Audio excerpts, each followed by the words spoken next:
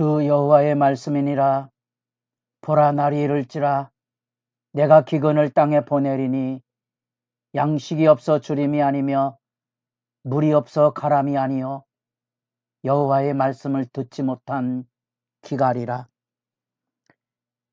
생명을 깨우는 거룩한 새벽의 기도자 여러분, 주님의 말씀의 영광 앞에 생수의 강이 흐르는 은총 안에 설 수 있기를 바랍니다. 오늘 우리가 읽어갈 하나님의 말씀은 아모스 8장 1절에서 14절까지의 말씀으로서 아모스의 이제 심판 환상의 마지막 탈락, 하나님의 심판을 붙들고 부르짖던 두 번의 환상이 지나고 셋째, 넷째, 다섯째는 심판이 이미 확정이 되어서 준비되고 실현되고 있는 그 실제적인 장면 앞에 선 말씀을 우리가 읽어보게 됩니다.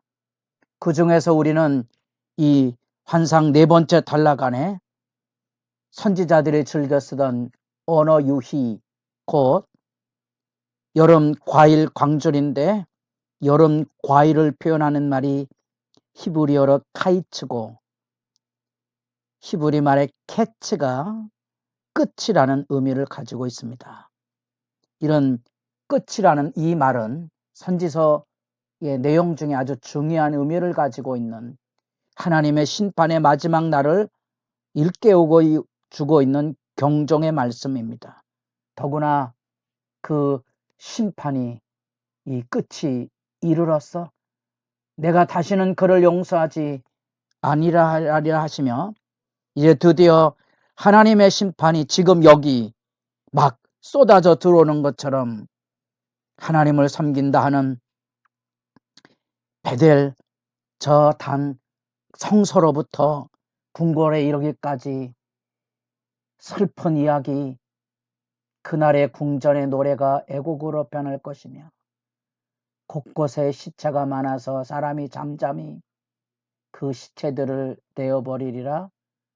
주 여호와의 말씀이니라. 아픈 이야기입니다. 그 심판의 실제가 지금 눈앞에서 막 펼쳐지는 것처럼 생생한 것은 내 백성 이스라엘이 그 신전에서부터 궁궐에까지 심판에 휘둘려 들어가게 되는데 그 분명한 원인 8장 4절부터 가난한 사람을 짓밟고 곡식을 팔아야 되는데 밀을 팔아야 되는데 안식일은 언제 지나고 초하루 축제는 언제 지나가지? 돈을 많이 벌기 위해서 곡식을 재어주는 저울은 가짜 저울로 속이고 되는 작게 만들고 추는 크게 만들어 등격까지 팔아먹는, 심지어 종들을 빚돈으로 사서 신발 한 켤레값에 부려 먹으려 하는 이 참상, 이 세상이 가지고 있는 정글의 법칙이죠. 노동력을 갈취하고 착취하는 실제 앞에 그들은 그렇게 사회 약자를 짓밟아 그 돈으로 부귀영화의 쾌락을 누리며 그 돈으로 하나님의 성전에 수많은 제물을 드리지만 제물을 드리며 기뻐하고 즐거워하는 것은 그들의 배지, 육체의 욕망을 채우고 하나님 앞에 예배하지만 더 많은 좋은 것으로 채워줄 것에 대한 기대와 소망으로 드리는 쾌락의 잔치지, 그 은혜를 기억하는 제사와 제물이 아니었던 거지요. 이제 하나님의 심판의 선언이 들려지게 됩니다. 그 무시무시한 7절, 여호와께서 야곱의 영광을 두고 맹세하시되 내가 그들의 모든 행위를 절대로 잊지 아니하리라 하셨나니 이로 말미암아 땅이 떨지 않겠느냐. 강이 넘쳐 솟아오르고 해가 대낮에 지게 하고 절기는 애통으로 굵은 배를 통이고 이 참상의 날이 눈앞에 펼쳐듯이 그려지고 있습니다. 아마도 남쪽에서 완 어디서 그의 출신도 그의 이력도 알지 못하는 뜬금없는 사람이 와서 이 예언을 하니 베델 제사장 아마사 입장에 와서는 한심하기도 하고 답답하기도 하고 쓰레기 같은 인물로 볼 수밖에 없었겠죠. 누가 참 선지자인가? 나는 선지자가 아니라 떡이나 먹고 예언이나 하는 그런 떠들어대는 선지자가 아니라 하나님의 말씀을 부름을 듣고 왔다. 이제 그렇게 하나님의 심판이 세상이 뒤집어지는 일, 하늘도 땅도 더 이상 존재하기 어려운 하나님의 심판이 쏟아지게 될 때 그날의 애곡소리, 장성곡소리, 자식을 잃은 부모의 슬픈 절규의 소리가 들려오는 그때 놀라운 말씀의 기갈이 다가오고 있다는 사실을 밝혀주고 있습니다. 이 물을 찾아 헤매고 있는 지척거림, 더 이상 생명의 역사를 누리지 못하는 현실의 아픔, 그것은 에스겔서에도 나타난 7장에 나타나고 있는 더 이상 묵시도 율법도 없는 무법천지, 그 어둠의 세계가 도래할 것에 대한 얘기고, 그것은 단에서부터 부엘세바, 바로 금송아지와 순례의 열심을 가졌던 남쪽의 부엘세바까지 그릇된 종교에 빠져있는 이 죄악상을 하나님께서 절대로 용서하지 않고 완전한 파멸을 이루게 될 것인데, 아픈 것은 구원할 자가 없다는 겁니다. 누가 그들을 구원할 수 있겠는가?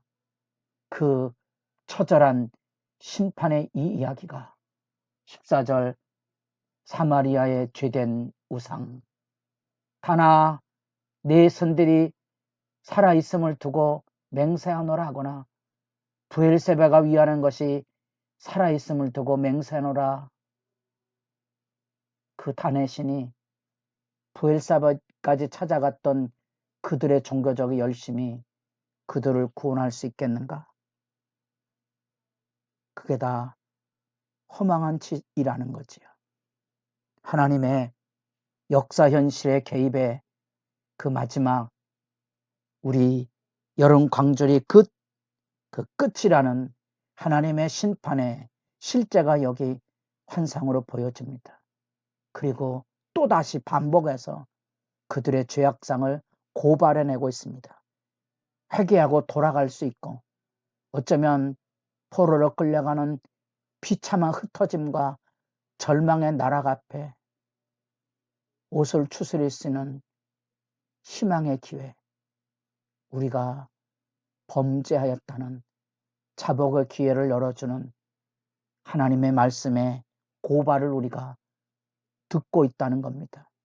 안식의 기복마저도 하나님의 은혜 앞에 쉼을 가져야 될 그 기본 정신마저도 깨어져 버리고 곡식내다 팔 탄식을 하고는 그런 모습 앞에 마치 오늘날의 현실 안에도 빨리 예배나 때우고 놀러갈 생각하고 있는 우리 시대 안에 있는 그런 비극의 현장을 떠올리게 하는 부분이고요. 주의 날 저마다 사람들이 자기가 옳다고 말하지만 그것 가지고 교회와의 분쟁과 다툼을 일삼는 이 만행이죠. 자기 거룩한 열심으로 사람들의 마음을 상하게 하고 가난하고 약한 자들을 짓밟는 심사드나 그런 행동이나 그런 풍조의 통곡이 우리에게 여기 쏟아질 수밖에 없는 거지. 가난한 자들을 마음껏 부려먹을 수 있는 이 착취 행위들, 왜냐하면 오늘날 우리 현실 앞에도 사람이 없어요. 일할 사람이 없는 거지요. 그런 삶의 상황 속에 그들은 자기들 멋대로 착취와 압제를 일삼았던 거고, 하늘의 하나님이 가난하고 고통받는 사람들의 신음소리를 들으신다는 여호와란 그 이름의 뜻, 출애굽기 2장 24절 25절 이스라엘 백성들이 구원의 길로 나아갈 때 자기 백성이 애굽에서 신음하는 것을 보고 하나님께서 듣고 찾아오시는 그 여호와 하나님을 잊고 있는 거지요. 우리가 믿는 여호와 하나님 어떤 분입니까? 가난하고 상하고 아픈 자들의 신음소리를 들으시고 그들을 구원하기 위하 이 땅에 찾아오시는 하나님이십니다. 말씀의 기갈, 생명을 얻기 위해 여기저기 헤매다가 쓰러질 때 누가 그들을 구원해 줍니까? 오늘날 수많은 젊은 세대 안에 경제적인 풍요에 노동이나 희생이나 섬김이나 연대나 평화의 유대를 잃어버린 이 세대, 다 귀찮고 부담스럽고 힘들어서 자기 혼자 먹고 자기 혼자 살려는 이 세대 풍조에 인생의 위기가 다가오면 누가 도와줄 수 있겠습니까? 누가 도와줄 수 있겠습니까? 여러분들의 삶의 구원자는 누구입니까? 여러분들은 고통받는 자의 이웃으로 살아가고 있습니까? 주님 앞에 엎드려져 기도하는 시간이 깊어져 가기를 바랍니다.